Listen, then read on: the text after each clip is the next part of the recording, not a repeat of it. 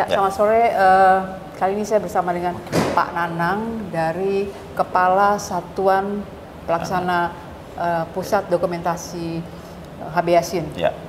Pak Nanang, Ya. ini warga Jakarta bergembira nih karena Pusat Dokumentasi Sastra HB Yassin menempati tempat yang baru. Nah, Pak Nanang bisa cerita nggak seberapa besar kekuatan dari Pusat Dokumentasi Sastra HB Yassin ini? Oke. Secara teknis ya bisa saya jelaskan, kita itu punya 169 eksemplar koleksi dalam berbagai bentuk. Ya. Jadi ada buku, ada film rekaman suara, Dokumentasi audiovisual majalah. Ya, terus kemudian ada naskah, termasuk naskah-naskah drama, terus bahkan yang paling jadi harta karun kami adalah beberapa tulisan tangan asli manuskrip dari Chairil Anwar. Ya. Ya, puisi-puisi Chairil Anwar tersimpan di sini. Makanya kalau kekuatan PDS yang paling banyak tersimpan mungkin dari berbagai media itu, banyakkan sebagian besar yang paling banyak penyair yang tersimpan di sini adalah Chairil Anwar ya. Selain dari koleksi Pak Yassin sendiri. Ya. Karena memang masih asli ya, masih Betul. tulisan tangan. Dari ya. mulai tulisan tangan asli, terus komentar-komentar Yassin tentang Chairil, terus komentar berita-berita tentang Chairil yang diterbitkan oleh berbagai media dan surat kabar di waktu yang itu di bawah tersimpan tadi kita lihat ya, yang dalam vitrin itu ya. Betul. Yang tadi kita lihat di bawah itu. Saat ini memang sedang dipamerkan. Sampai tanggal 11 Agustus ya. 1 bulan kita pamerkan khusus untuk pembukaan PDS HB Yassin. Kami sampaikan kepada masyarakat supaya bisa menikmati karya-karya hasil dokumentasi Pak Yassin tentang para penyair Indonesia.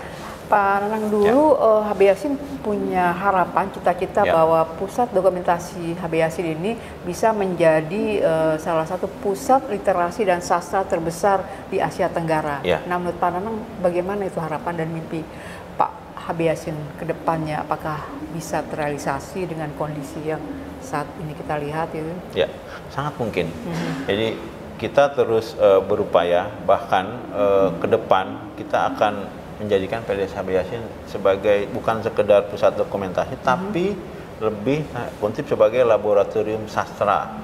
Itu mungkin terekam di Asia Tenggara. Jadi kita tidak hanya menyimpan, tapi ke depan kita akan lebih memanfaatkan gitu ya koleksi-koleksi yang ada di sini PDS, gitu supaya bisa terus bisa didokumentasikan dan terus bisa dijadikan sebuah karya-karya yang baru dengan mengambil resource dari koleksi yang ada di PDS HB Yassin.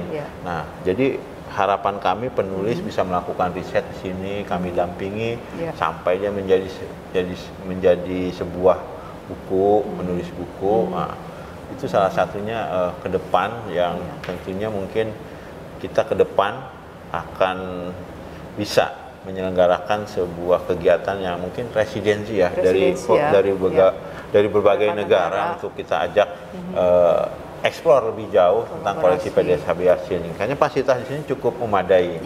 Selain di sini juga ada pusat dokumentasi yang lengkap dengan sarana prasarannya yang Mbak bisa lihat sendiri ya. Cukup baik, terus di atas juga ada wisma yang bisa dimanfaatkan oleh para pengunjung dari luar Jakarta, bahkan dari luar negeri untuk bisa lebih dekat dengan pusat dokumentasi sastra HB Yassin. Jadi Pak Nanang ini di sini lantai ini koleksi untuk buku-buku teks ya? Di lantai atas untuk buku-buku langka kalau tidak salah dan audiovisual ya? Betul. Jadi bisa saya jelaskan kalau yang di lantai 4 itu semacam galeri dan aula untuk menyelenggarakan berbagai kegiatan yang berkaitan dengan sastra dan literasi. Terus kemudian yang di lantai 5 di sini kita bisa melihat di sini ada koleksi-koleksi sastra yang jumlahnya mungkin sekitar 44.000. 44.000 ya. Koleksi yang sebagian tersimpan di sini dan sebagian ada di lantai 7. Lantai 7. Nah, kemudian di lantai 6 itu adalah arsip-arsip dan naskah-naskah termasuk tadi manuskrip tersimpan di lantai 6. Dan ada juga ruang untuk konservasi dokumen sastra ada di lantai 6 dan lantai 7 itu pusat penyimpanannya kita. Ada lemari besi dan rak-rak untuk menyimpan arsip. Cukup lengkap ya Mananang ya? Iya, alhamdulillah kita diberi fasilitas yang sangat baik.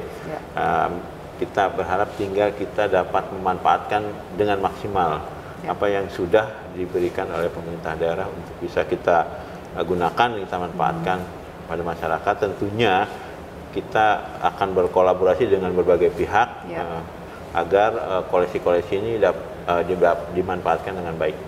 Baik Pak Nanang, terima kasih banyak. Semoga harapan dan mimpi dari HB Yassin di masa lalu bisa terwujud ke depannya. Sama-sama, terima kasih banyak Pak Nanang. Sama-sama. Yang tertua.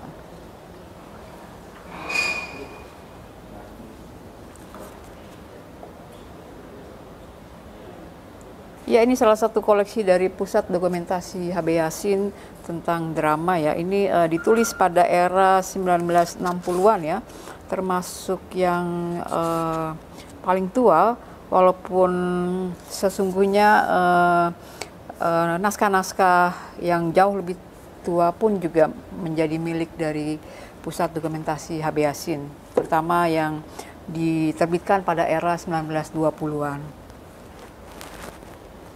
Ya, jadi lantai ini menyimpan koleksi Pusat Dokumentasi HB Yassin berupa novel, kemudian sastra, naskah-naskah drama, dan juga naskah-naskah sastra lainnya yang menjadi sebagian adalah merupakan koleksi dari HB Yassin pada masa itu. Ya, ini salah satu koleksi tertua dari Pusat Dokumentasi Sastra HB Yassin yang dulu menjadi milik dari Bapak HB Yassin. Ini diterbitkan pada tahun 1930, bahasa Belanda ini. Kita melihat di sini masih ada tulisan tangan dari Bapak HB Yassin.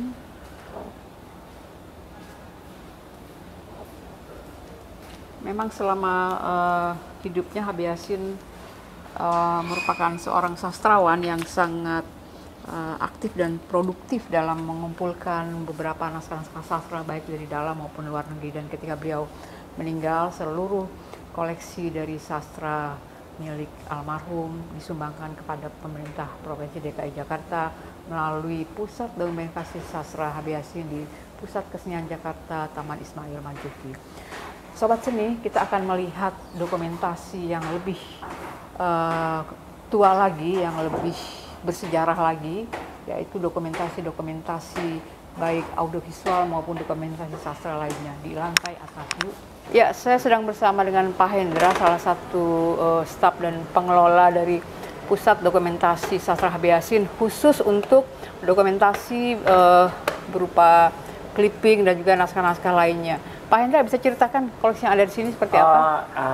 Jadi begini Bu ya, saya bisa menjelaskan sedikit. Kita ini masih mengikuti cara Pak Yassin dalam pengolahan arsip ini. Jadi Pak Yassin itu mengkategorikan arsipnya itu berdasarkan map. Jadi kita punya map A, B, C, D, E sampai F. Jadi map A itu isinya tentang kritik dan esai. Kalau map B itu fiksi. Fiksi itu ada cerpen, fiksi. Kalau untuk map C itu subjek. Jadi kita punya tentang kesenian, kebudayaan, tentang peristiwa lekra juga kita punya khusus. Iya, tentang lekra. Nah, terus map D itu naskah drama. Naskah drama itu kita punya dua, Indonesia dan asing. Pokoknya terkait dengan sastra lah Pak ya, betul. Sastra ya. Nah, map E itu biografi. Biografinya kita juga punya dua. Indonesia dan asing. Iya. Sampai sekarang Pak masih digunakan itu? Masih. ABC? Masih. Kita tidak menghilangkan cara Pak Yassin. Iya, berarti awal, memang masih tetap dipertahankan ya sistem seperti itu. Pak Hendra, bisa diceritakan mana yang paling tua nih Pak, naskah yang Pak Hendra ingat ini? Sebenarnya kalau untuk ini masih dalam penataan kah? Iya, masih dalam penataan. Sebenarnya kita punya lebih tua lagi di lantai 7. Itu bukunya tentang Melayu Tionghoa. Itu tahun 1800 sekian. Oh, memang Yang paling Tionghoa. tua, iya. Milik Pak Habeasin dulu ya? Iya. Gak apa-apa Pak, kalau ini berarti rak-raknya dibuat per tahun ya Pak ya? Enggak, Bu. Tadi itu yang berdasarkan tadi ABCD. Berdasarkan map, terus berdasarkan pengarangnya. Oh, pengarang. Iya. Jadi, contohnya Pak, misalnya nih, ini ya, ini pengarang berarti nih? Iya, ini pengarang, nama pengarangnya.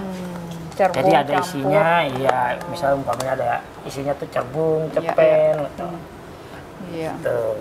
Jadi dari mapa itu di belakang sebelah sana, mapa itu titik esai. Ini masih di penataan sih Pak ya? Iya, masih di penataan kita, Bu. Nah, Ya, ini sudah, nanti. kita dari sini nih map A, jadi masih ibaratnya masih Bahagia. ini mapa kita akan seperti ini karena waktu kan kita mau relokasi ya, Bu ya. Iya, iya. Jadi takut tertukar. Map B-nya sebelah sana, karya itu di sebelah sana. Terjemahan kita punya. Tahunnya belum ada, oh ini ada nih. Kadang-kadang ada, Bu. Iya. Iya. 93 ini baru sih, yang lama nih, tahun Ini ada 70-an. Nescio tahun 76. Naskah-naskah. Ya, kayak Multatuli kita punya tahun 72, 74. Oh, Max Havelaar ya? Iya, bukunya. Berarti terjemahan asing ya? Iya, jadi buku asing Multatuli. diterjemahkan ke bahasa Indonesia. Nah, silakan. Nah ini khusus. Maksudnya khusus ini yang berbentuk tulisan tangan, tangan ya? dan ketikan. Salah satu contohnya kita ambil punyanya Rendra lah, Iya. boleh. Nah ini kita lihat di meja.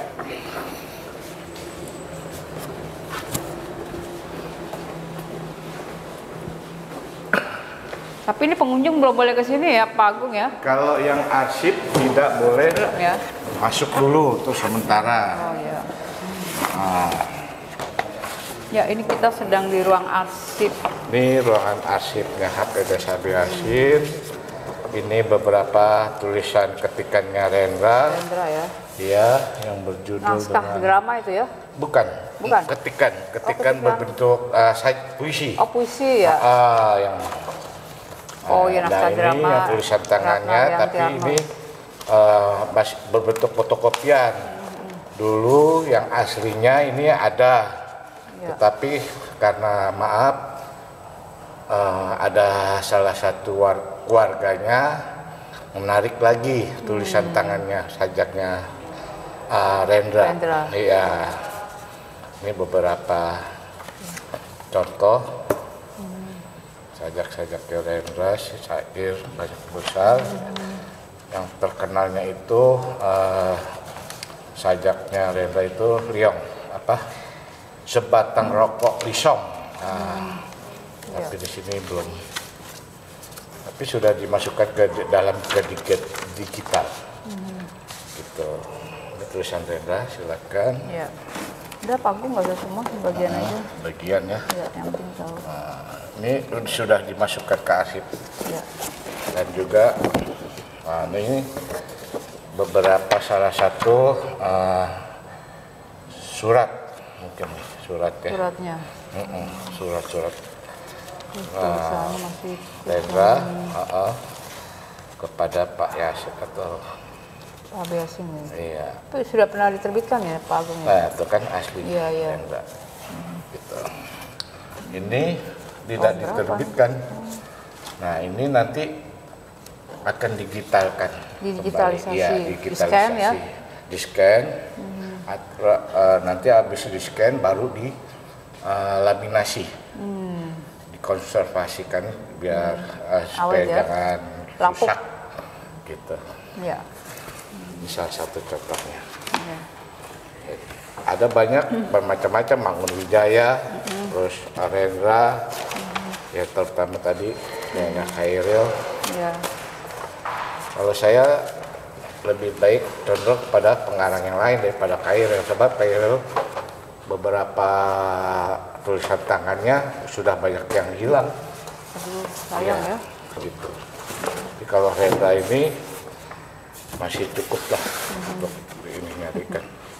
Ya sudah Pak Agung, terima kasih banyak atas waktunya. Sama-sama. Semoga cepat ya. Ya. Proses ini apa? Dokumentasinya. Dokumentasi. Berarti roll opek semua ya? Iya, ditaruh kalau arsip-arsip itu di rolling opek. Biar awet Punyanya ya. Pak Yasin juga. Iya, iya.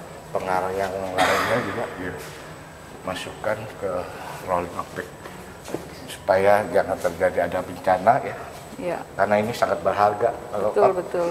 Kalau kebakaran kan rolling opek itu awet. Iya. Nggak terbakar. Kedap ya. Iya. Iya. Iya.